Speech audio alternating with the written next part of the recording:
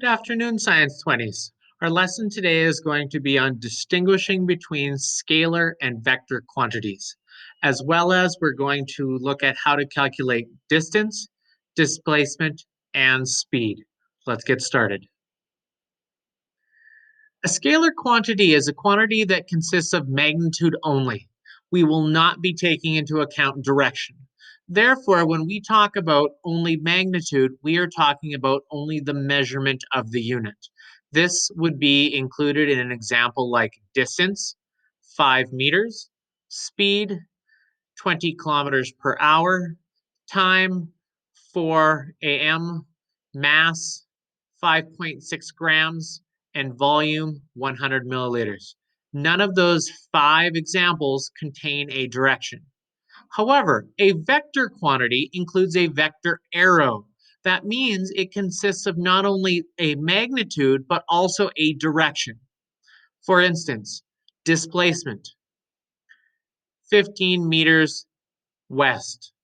A velocity, 25 kilometers per hour north. An acceleration, 9.81 meters per second squared down.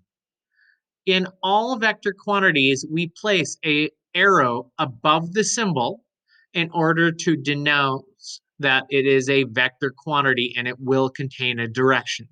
Hence, we have a connection between distance, displacement. I always like to say that the fancier worded one, that's the one that has a direction attached. So displacement comes with direction compared to distance. Velocity comes with direction compared to speed. Let's take the following statements and decide if they are S for scalar quantities or V for vector quantities. So I'm going to grab a pen color. Jim drove 25 kilometers to drop off paper. Well, it has no direction, therefore this is going to be a scalar quantity. Dwight drove 35 kilometers north to meet with a client. The moment I see a reference to direction, I know that this is going to be a vector quantity. Pam had a 45-minute lunch break. Again, this would be scalar. Ryan ran a 5 meters per second.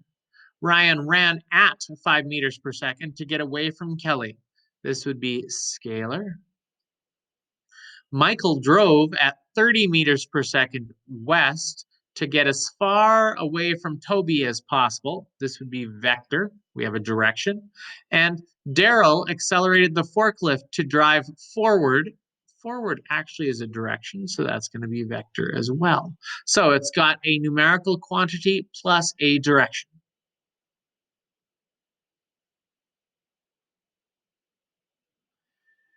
Distance, we will represent with the symbol little d. It's a scalar quantity describing the total path taken. When I talk about distance, I like to say distance is everywhere I physically stepped when I'm walking, or if I'm driving, anywhere that the tire actually rolled.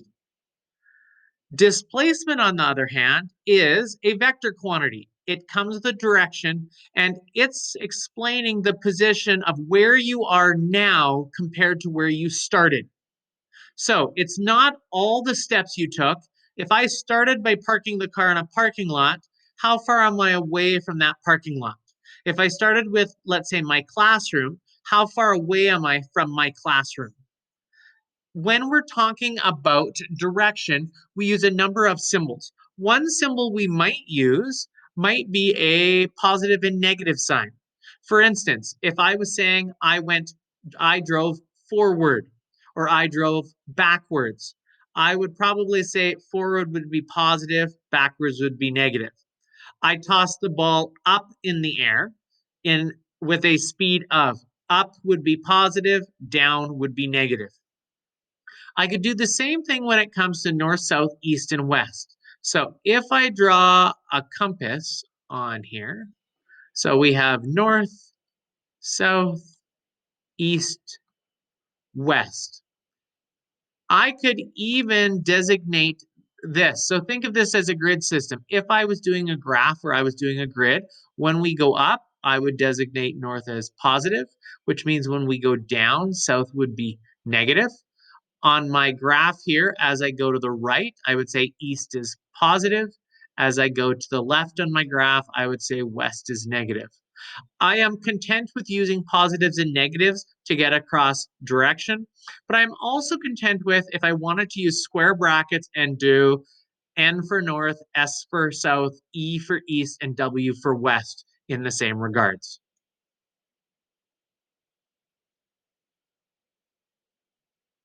So let's take a look at an example. So I am starting right here. My end goal is right there. My pathway I'm going to go is all of this. So I could be going, let's say, around a lake or around a forest. And so I'm going to say 1 kilometer is about this far. This would be another kilometer, another kilometer, another kilometer. And you get the point as I'm going my way around this. So if I was looking at distance, I'm going to use my new symbol. So my distance I ran around this path was 1, 2, 3, 4, 5, 6, 7, 8, 9, 10 kilometers.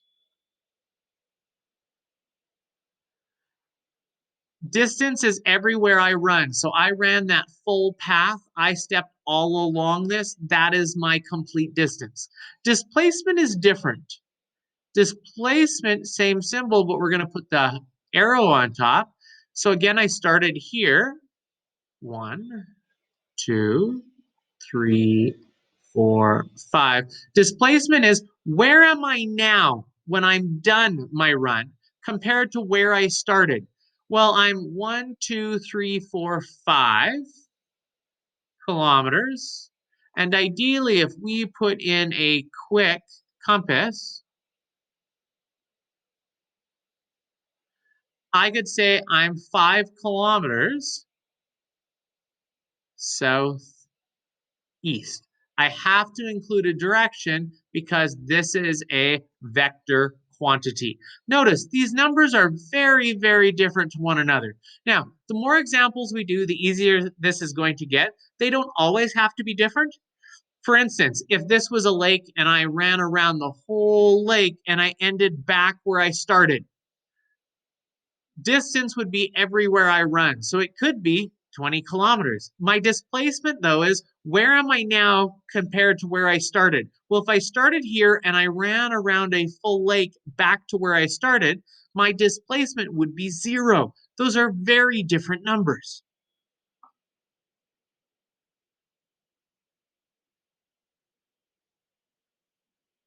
Okay, so let's try an example. Creed parked his truck at the parking lot. So here's the parking lot. I'm just going to do it down here. He walked to Kathleen's Lake. So walked all the way to Kathleen's Lake, and then he walked all the way back to the truck. So we went to the lake and back.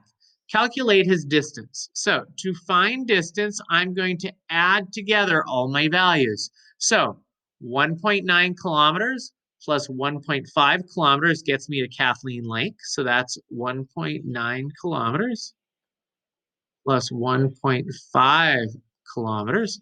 So 1.9 gets me to George, 1.5 gets me to Kathleen Lake. Okay, he had a picnic. Now he walks back to his truck. So he goes another 1.5 and another 1.9.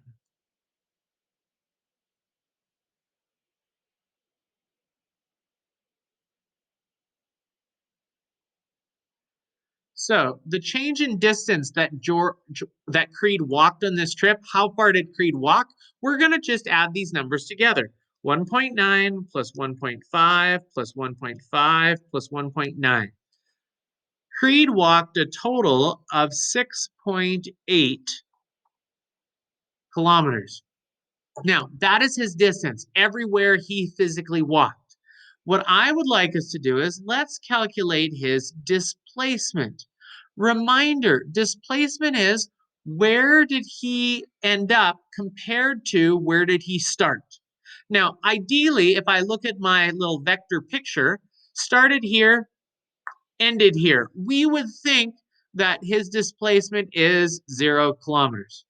And we would be right. And because it's 0, there is no direction required. That's the only time when a displacement does not need a direction. But the other thing I want to do is I want to prove to you how we get the number 0 by actually showing some work. So if we started here, right, east, if we assume east is positive and west is negative, let's add these values again. So we went 1.9 kilometers east. So that's a positive 1.9 kilometers. And we're going to add to it another positive, because we went east again, another 1.5 kilometers. We had a picnic, and now we went west, a negative 1.5 kilometers. And then from Georges Creek, we went west again back to the parking lot, another negative 1.9 kilometers. So positive 1.9 plus positive 1.5 plus a negative 1.5 plus a negative 1.9 is going to work out to 0 kilometers. So we know that was the fact because we ended up back at the car, so we didn't move anywhere from where we started for displacement. Remember, there's a big difference. Distance is everywhere I physically stepped. Displacement is where am I now with regards to where I started. In displacement, you have to add positives and negatives to able to add this up so that you have a direction attached. Okay, well, let's try another example. So, since distance and displacement is so easy, let's throw in speed. Speed is the average distance traveled over a specified time. Now, there's average speed, and then there's instantaneous speed, meaning what is my speed at this exact moment? So let's think about this for a second. We're driving to Lethbridge. You're allowed to drive 100 kilometers per hour on the number 3 highway.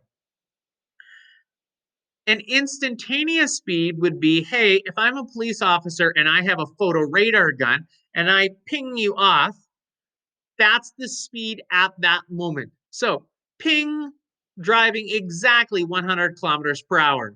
Or ping, driving 50 kilometers per hour because you happen to have slowed down to drive through somewhere like Bow Island. Now, the reason we call this average speed is because in our trip to Lethbridge, will it make the time easy? Assume it takes us 2 hours. We're going to round up. It's going to take us longer than normal. Assume it takes us 2 hours.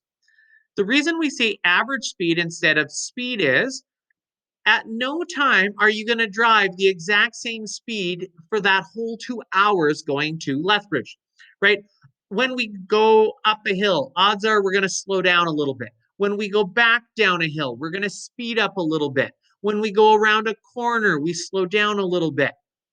As well as we slow down for towns, we speed up as we're leaving a town. There's a couple sets of lights in these towns that you might have to stop for, so we have a speed of 0. So there's a big difference here. When we go to Lethbridge, we say on average we drive a speed of 100 kilometers per hour. 100 kilometers per hour, distance over time. However, that's not always true because if they caught us at the red light where we would be stopped in, let's say, Tabor, right? Our speed could be 0, not 100. If they catch us as we're about to leave a city or a town, we might be speeding up, so our speed is changing. When we say average speed, this is the speed on average over the 2 hours that we are driving roughly the same pace.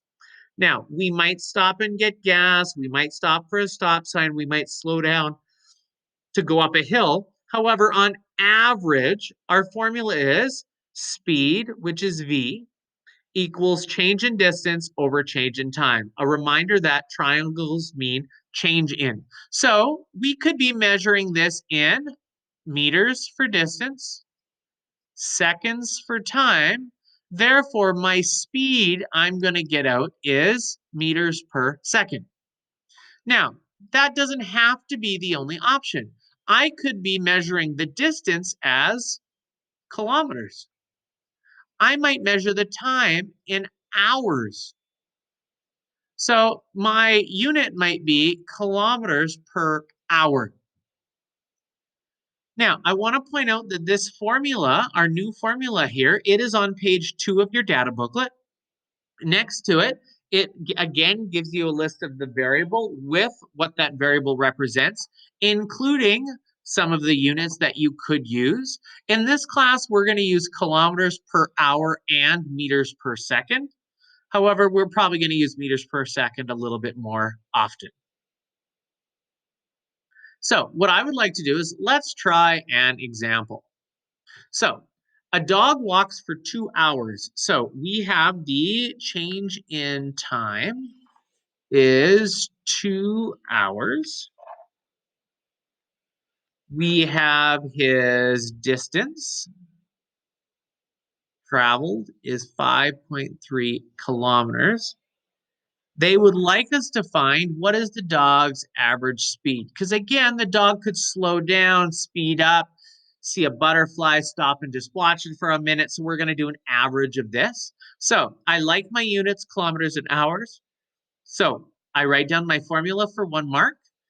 Average speed equals change in distance over change in time. You get 1 mark. You get 1 mark for substituting in 5.3 kilometers over 2 hours, another mark for substitution with units, and you get another mark for calculating the answer by typing it into your calculator. And the answer is 2.65 kilometers per hour is the average speed that the dog is traveling. So 1 mark, 2 marks, 3 marks.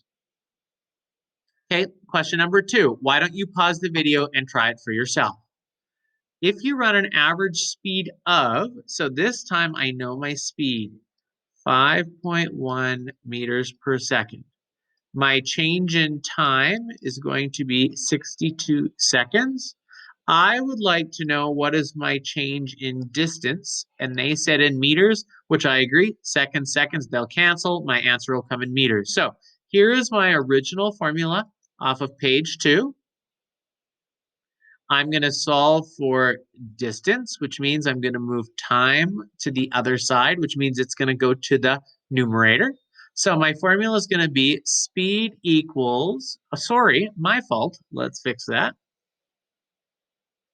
My formula is going to be to find the change in distance, take the speed, multiply it by the time. So we are going to take 5.1 meters per second, multiply it by 62 seconds. And my answer is 316.2 meters. So only difference between these two is you had to move the formula around to solve for distance in example 2. We have 1 question left, and that is question number 3. So Stanley and Oscar leave their truck in the parking lot. So we're going to start in the parking lot again.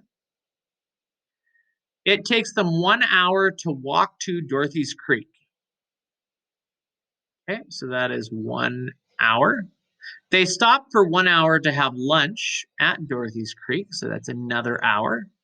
And then they take 2.5 hours to walk to George's Creek.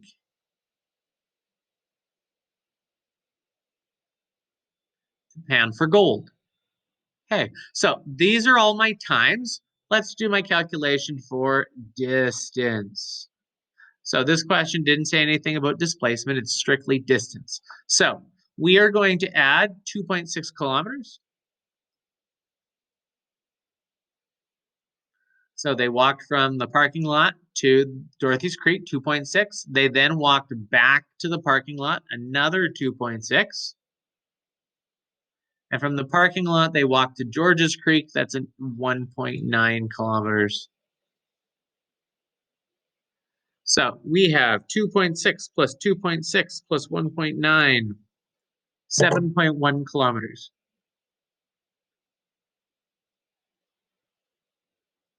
Now it says calculate the average speed for this trip. So we are trying to find speed. We know the distance is 7.1. We can figure out time though. So it took an hour to walk to Dorothy's Creek, so that's 1 hour. We had lunch for an hour, so that's 2 hours. And then they had to walk all the way to George's Creek, that's another 2.5. So this is 4.5 hours. So to find average speed, change in distance over change in time. 7.1 kilometers over 4.5 hours. So 1 mark for the formula, 1 mark for the substitution, and last but not least, I'm going to divide this into my calculator. 1.58 kilometers per hour.